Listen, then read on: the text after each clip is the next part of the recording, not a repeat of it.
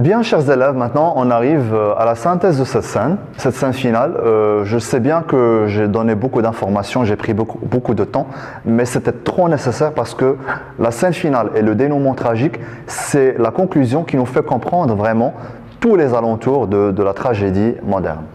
Alors ce passage relève d'un moment tragique par quoi?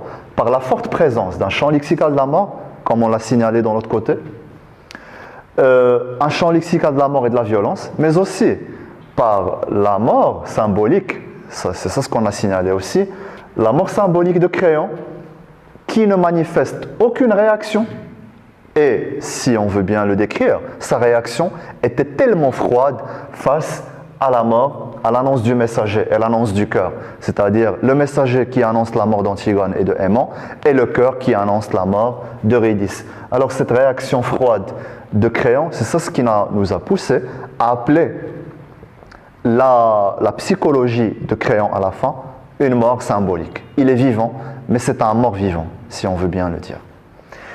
Dernière chose, Créon, il semble envier ces morts qui n'ont plus à prendre des décisions.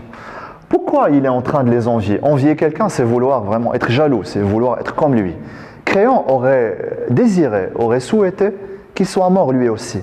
C'est-à-dire pour ne plus être obligé à prendre de telles décisions, à prendre des décisions graves qui consistent à mettre à mort quelqu'un qui peut être très cher à toi, comme Antigone qui était sa nièce, et qui par conséquent malheureusement a engendré la mort d'autres personnes beaucoup plus chères, à savoir son fils Aimant et bien sa femme Eurydice. Donc la synthèse elle est là. Vous remarquez que le dénouement tragique nous a peut-être été fidèle à toutes ces caractéristiques et il était fidèle à lui-même parce que dans un dénouement tragique, nous devons trouver la mort, chose qui était faite. Nous devrions trouver le suicide aussi. Nous devrions aussi trouver une réaction absurde parce qu'il s'agit du théâtre du XXe siècle. Il s'agit bien du théâtre de l'absurde.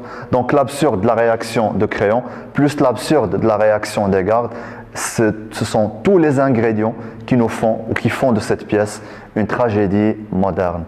Donc on arrive au terme de cette leçon et aussi au terme de cette pièce Antigone.